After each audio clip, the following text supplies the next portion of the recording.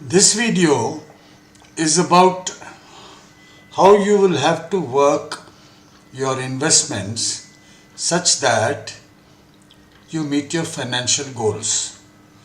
So now, if you look at this third and final video on financial goals, you will see that the son's education, as an example, a 10-year investment plan to go to 1.25 crores and a daughter's education for 12 years to 1.35 crores. Let us assume this is your financial goal. So you need to know how much you are starting out with. Now you can decide. From the last video, you had 2 crores 89 lakhs as your investable surplus. This is your investable surplus. Now you can choose to invest all of it, some of it, and if you are not investing some of it, what are you going to do with the other part, the non-invested part?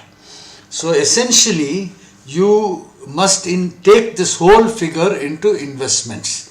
So you put an equal to and then go and select the cell in the total no inventory of assets, which is 2 crore 89 lakhs. Now the yellow, as you know, are to be entered by us.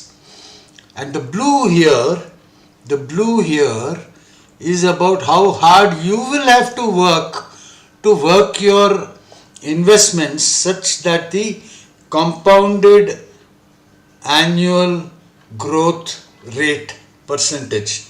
Now remember, this is not 1 year, this is over the whole period that you're talking, in this case 10 years. No, you say, no, I don't think 10 years, I want to do it over 5 years. You enter 5 and the Excel sheet will recalculate what would be the result of your efforts to work it at 10% CAGR, 12%, 15%, 20% and 25%. So now let's say that you have said, no, I'll do 8 years. Okay, 8 years I can predict that my result at 10% will be 6 crores and at 12% will be 7 crores, 8%. Now as you go down the line, it's harder and harder to work your investments. It just means much more time to get this 15% or 20% and 25%. These are your efforts, very aggressive effort and your entry point. So this is to give you a bird's eye view of the strategy for investment that you must undertake to meet your goals. So let us say that you want in 8 years, you want 8.84 crores value of your investments. Now whether you liquidate, don't liquidate, continue, not continue, that's your choice at all times. And we are saying it is over 8 years. You want to change this, you have to go back here and then press let's say 7 years. Alright, so if you work it at 15%, which is the aggressive threshold, 15% usually beats all inflation, including peak inflation, in 99.9% of the time these days.